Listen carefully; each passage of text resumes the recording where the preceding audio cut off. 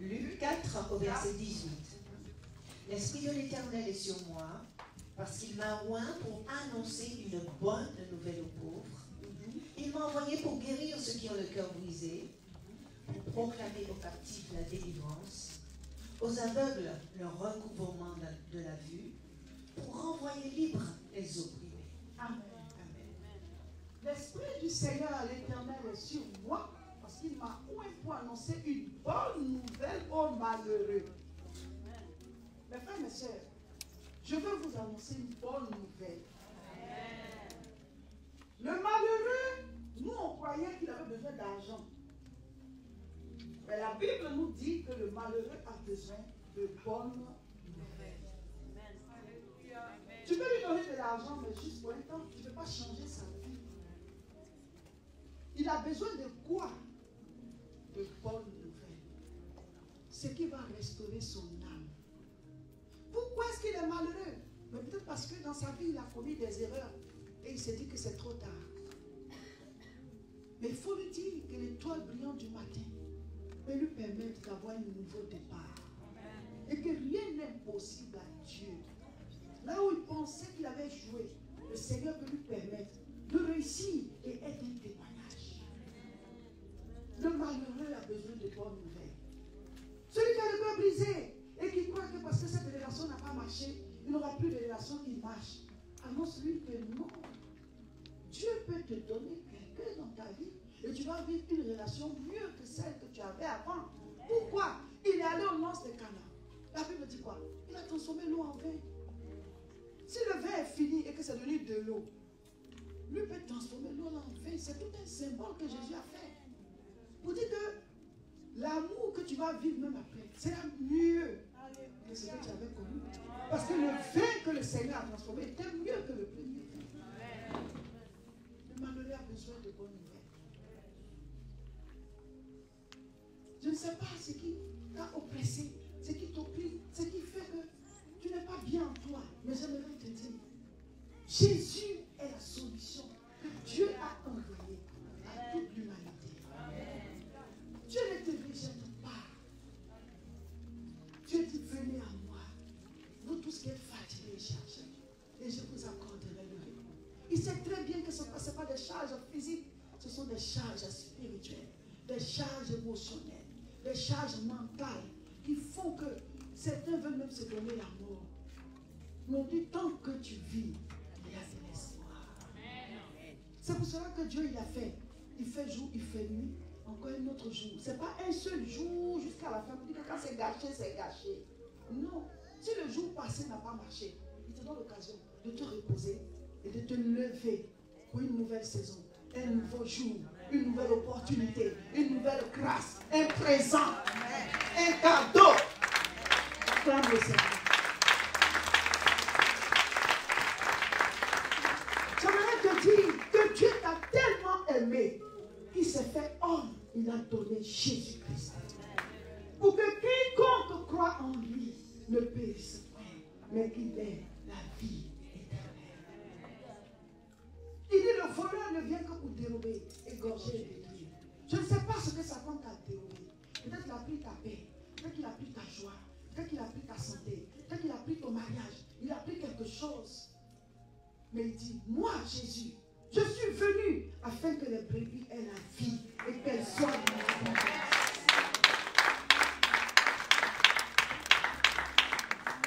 Je ne sais pas si c'est l'esprit de mort, peut-être, qui te fatigue. Tu es là, à tout moment, tu as l'impression que tu vas mourir, tu vas mourir. Écoute-moi, Jésus a dit, je suis la résurrection et la vie. Celui qui me... La vie qui est sombre, Jésus me dit de te dire, je suis la lumière du monde. Celui qui me suit ne marchera pas dans les ténèbres, mais il aura la lumière de la vie. Je ne sais pas, peut-être que tu es enfermé dans une prison, tu ne trouves pas la porte, tu ne sais même pas comment sortir. Jésus dit, je suis la porte. Si quelqu'un passe par moi, il sera sauvé.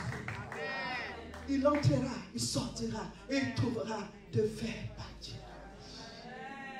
Je ne sais pas, peut-être que ton âme a soif. Jésus dit, je suis l'eau de vie. Celui qui me boit, il n'aura plus jamais soif. Et l'eau que aura en lui une source d'eau vive qui jaillira jusque dans la vie éternelle. Ce soir, le Seigneur restaure ton âme avec sa parole.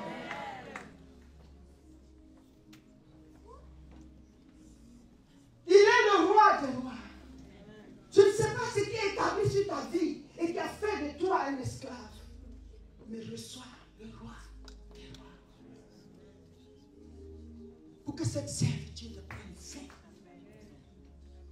Il est l'espoir du monde. Jésus est le soleil de justice. Il est le prince de paix. Amen. Je ne sais pas quel lion te poursuit. Il dit, le diable est comme un lion. Comme. Mais lui, Jésus, il est le lion de la tribu de Juda. Il est le vrai lion. Ce soir, Dieu restaure ton âme. Je veux que tu te regardes et que tu dises, c'est la renaissance pour moi. Même si tu avais échoué, Dieu te donne une nouvelle saison de réussite.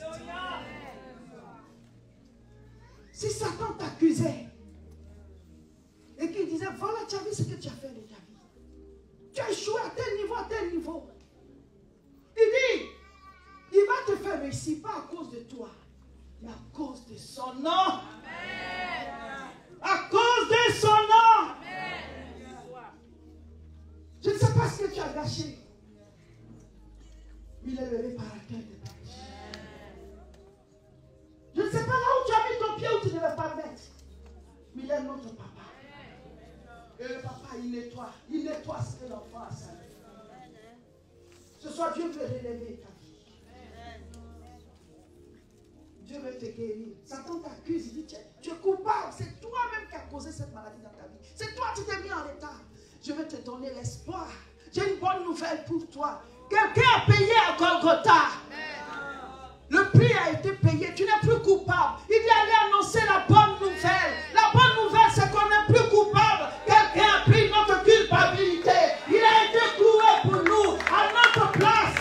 Il est mort. Il a été enterré, enseveli. Il a pris les clés de la mort et du séjour de mort. Et il est ressuscité. Il est monté vivant. Et ensuite, il est monté aux cieux. Et les anges ont dit, de la manière dont vous le voyez partir, c'est comme ça qu'il reviendra. Jésus-Christ, la solution que Dieu donne à l'humanité. Jésus-Christ, la restauration de nos âmes. Jésus-Christ, la restauration de nos cœurs.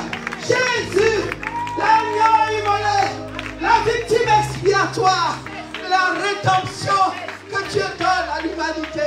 Il y a annoncé la bonne nouvelle à toute la création. Le prix a été payé. Le prix a été payé. Vous n'êtes plus coupable. Quelqu'un a pris votre place. Je ne sais pas ce que tu as caché. Je ne sais pas ce que tu as gâché. Je ne sais pas ce qui est détruit dans ta vie. Mais ce soir, dépose tes fardeaux. Il va restaurer ton âme. Il va restaurer ton âme. Il dit, ma fille, relève-toi. Il dit, mon fils, relève-toi. Il y a de l'espoir. Tu vivras là où Satan t'a dit que tu vas mourir. Tu vas vivre. Tu auras une longue vie et tu seras un témoignage. Tu seras un témoignage. Tu vas prier. La pierre qu'ont rejeté ceux qui bâtissaient est devenue la principale de l'angle. La pierre qu'ont rejeté ceux qui bâtissaient est devenue la principale de l'angle. Ce soir, il restaure ton âme. Il restaure ton âme. À cause de son nom. Pas parce que tu es pur. Pas parce que tu es bon. Pas parce que tu es intelligent. Mais c'est à cause de son nom. À cause de son nom. Commence à lui parler. Ouvre-lui ton cœur. Il restaure ton âme. Et on arrive à chérir dans la masse. C'est la restauration de l'âme ce soir. Jésus est l'étoile brillante du matin. Jésus est notre papa. Jésus est mort à notre place. Il nous a donné la rédemption. Jésus qu'on périsse dans le feu de la chaîne. Jésus nous a relevés. Jésus nous a relevés. Jésus a payé pour nous. Il a pris notre place à Golgotha.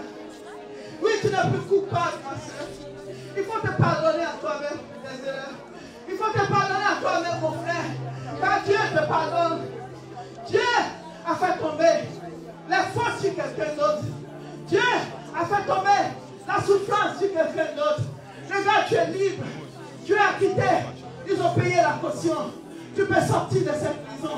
Ils ont payé la caution.